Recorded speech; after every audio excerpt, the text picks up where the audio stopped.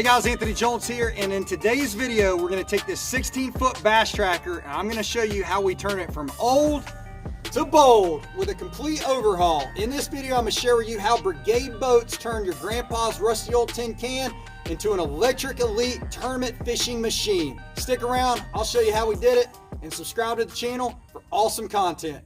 Find us on Facebook at Brigade Boats and Instagram at AWJones. And for serious project inquiries, feel free to reach out to me on those platforms. Built for battle, join the brigade.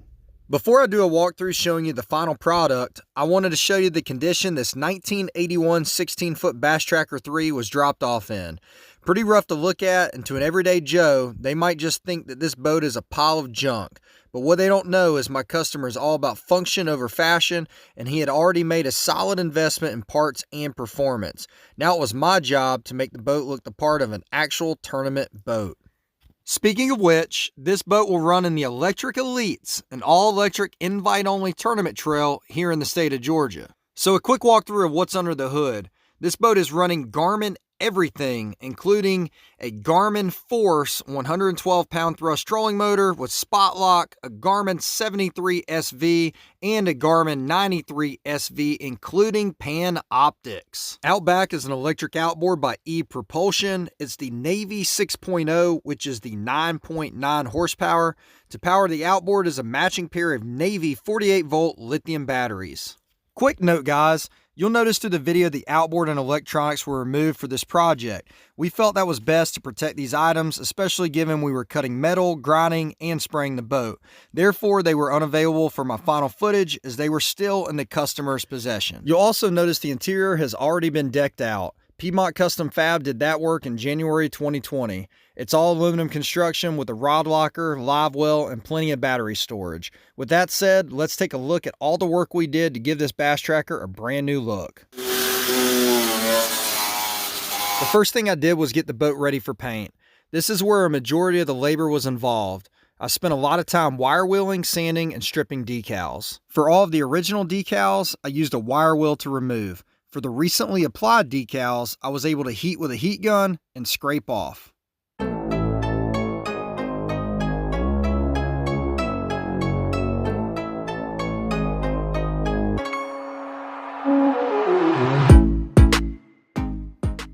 Once I had the sides of the boat wire wheeled and stripped of all decals, I then turned my attention to the rear tray and transom area of the boat.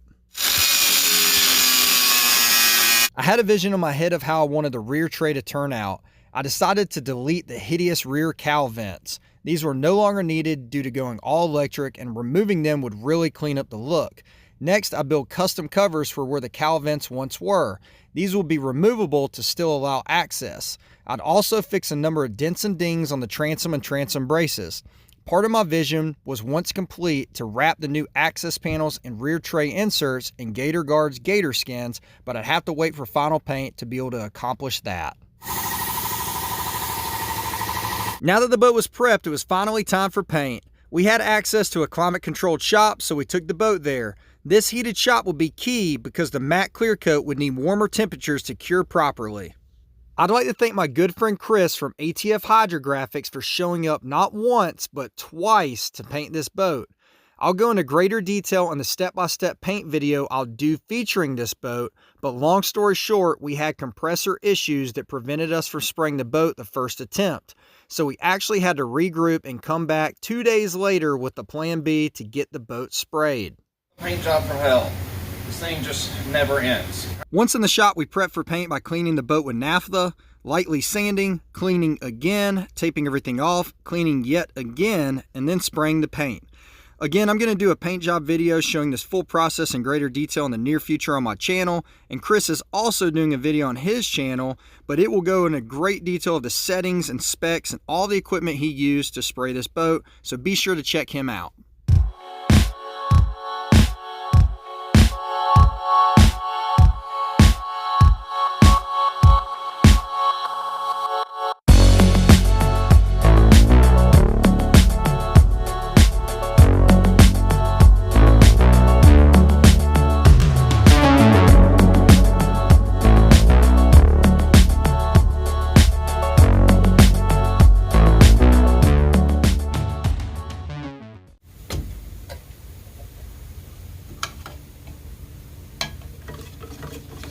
For this project, we're using paint and matte clear coat from One Hit Wonder. Chris uses this paint line in his shop, which he predominantly paints and hydro dips custom guns in it. Our thoughts were that if it was resilient enough to paint a gun, it could work on a Jon boat. It bonds to aluminum directly and requires no primer. The matte clear coat has little sheen, but has UV protection built in, which will keep this bright blue base color vibrant and non-fading for years to come. I also prepped the trailer for new paint. It was a similar process to the boat, as I had used a wire wheel for heavier removal of decals and a sander to knock down the rest. And then a lot of hand sanding in tight spots and cleaning before I could paint. I fully prepped the trailer before the boat paint. Then after boat paint, I hand painted the trailer using a foam roller and industrial enamel. Now that final paint was done, it was time to add a product from Gaurds called GatorSkinz. I got this material in sheet form and it's cut to fit. I used painter's tape for layout and correct reveals and a lot of measuring. I skinned the bow, the rear tray, and even put some on the trailer.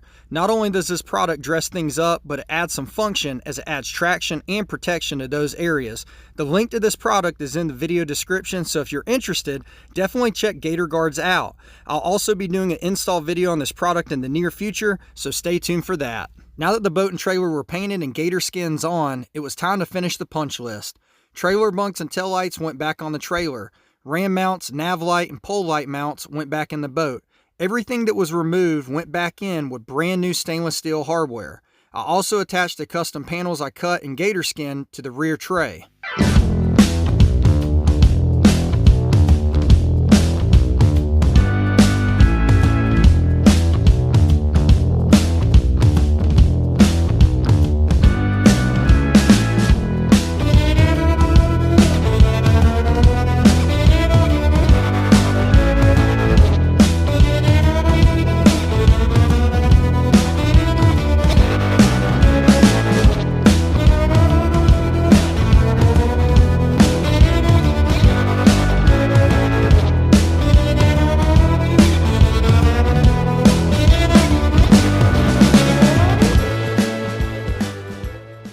And lastly, I applied all new vinyl graphics to the exterior of the boat.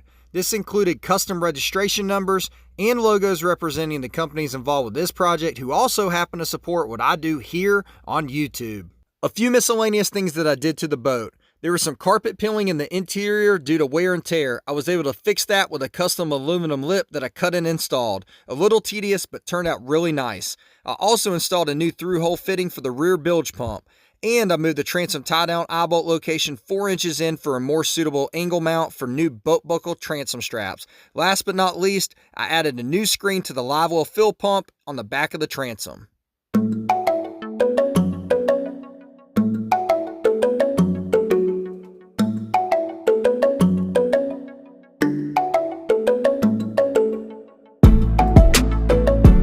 I'd like to give a quick shout out to all my sponsors for their encouragement and support. First and foremost, my band of boat building brothers, the Tin Can Crew. Nate and Mr. Summers at Nate's Custom Boats and Accessories.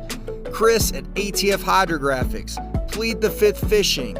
E-Propulsion Electric Outboards, and Gator Guards. I'm really happy with the outcome of Brigade Boats' first customer project. As I speak, Brigade Boats' second project is currently in the works, and this boat will be a full build, inside and out. I can't wait to share it with you. But before we get out of here, let's check out the customer's reaction when he picked up his newly transformed Bass Tracker.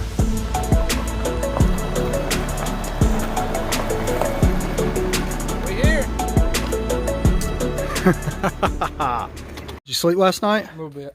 Are you ready? You want to see it? Yeah, 100% ready. All right, walk this way. Oh,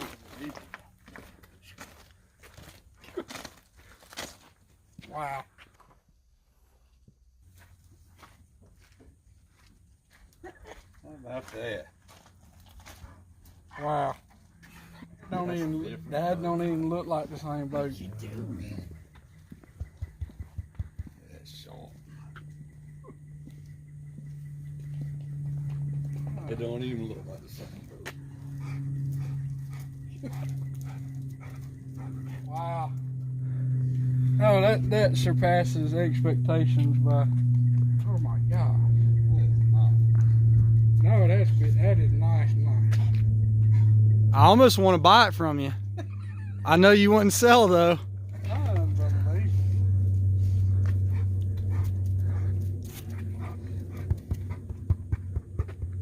Dude, That's awesome. that is bad. Hey, she's bad. That is bad. It is. Oh my gosh. That is unbelievable. I cannot believe it. How about that? Oh, I love your That is nice. I love you. Oh yeah. That is nice. Wow. You love what? I love your Brigade. Yeah, you like that? Dude, that is sick.